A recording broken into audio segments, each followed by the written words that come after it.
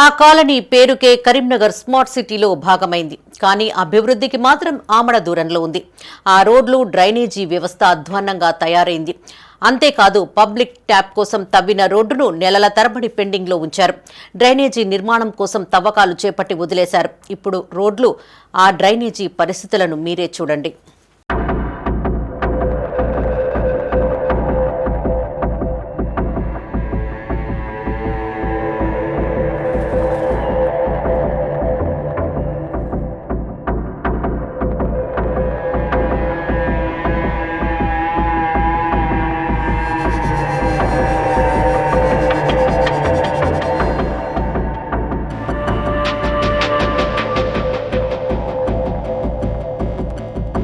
ఇది కరీంనగర్లోని 30వ డివిజన్ మారుతి నగర్. ఈ ప్రాంతం కూడా స్మార్ట్ సిటీలో భాగమే. కానీ అభివృద్ధిలో మాత్రం వెనుకబడి ఉంది. ఇక్కడ నల్లా పైప్ లైన్ నిర్మాణం కోసం గత నెలలో తవ్వకాలు జరిపారు. తవ్వకాలు జరిపిన ప్రాంతంలో నల్లా పైపులను కూడా అమర్చారు. కానీ పూడ్చడం మాత్రం మర్చిపోయారు. వీటిని సక్రమంగా పూడ్చకపోవడం వల్ల రోడ్లు అధ్వాన్నంగా మారాయి. ఇటీవల కురిసిన చిరుజల్లులకు చిత్తడిగా మారిపోయింది. నీళ్లు నిలిచిపోయి వాహనదారులు, పాదాచారులకు తీవ్ర ఇబ్బందులు ఎదుర్కొంటున్నారు. అలాగే వర్షాకాలంలో నీళ్లు నిలవడంతో దోమలు తయారయ్యే అవకాశం మెండుగా ఉంది.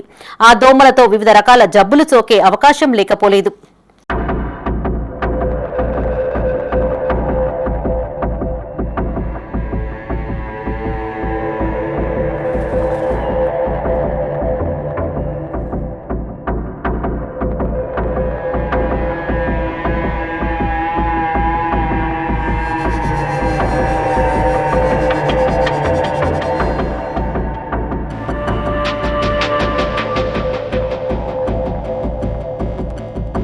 నలభై 45 రోజుల క్రితం నల్లాల కోసం తవ్వి వదిలివేశారని, చదును చేయకపోవడంతో నడవలేని పరిస్థితి నెలకొందని కాలనీ వాసులు తెలిపారు.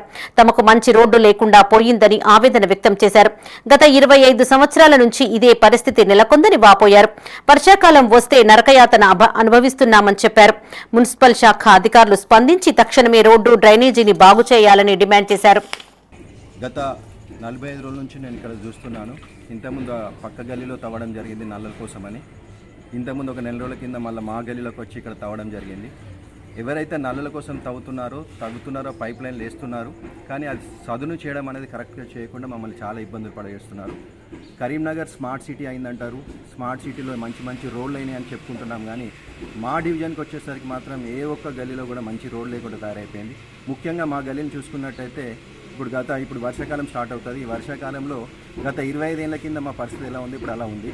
మట్టి బిడ్డలో నడుచుడు అవుతున్నది. ఇది రాగడి మట్టిలోకి వెళ్తూ ఉంటే కాలు దిగబడుతున్నది, బండ్లు దిగబడుతున్నాయి. సో ఈ పరిస్థితి చాలా దారుణంగా ఉంది. స్మార్ట్ సిటీలో ఉన్నటువంటి ఫండ్స్ మరి మా గల్లీలోకి కూడా రావాలి. ఆ స్మార్ట్ సిటీ ఫండ్స్తో మా గల్లీ కూడా అభివృద్ధి చెందాలి.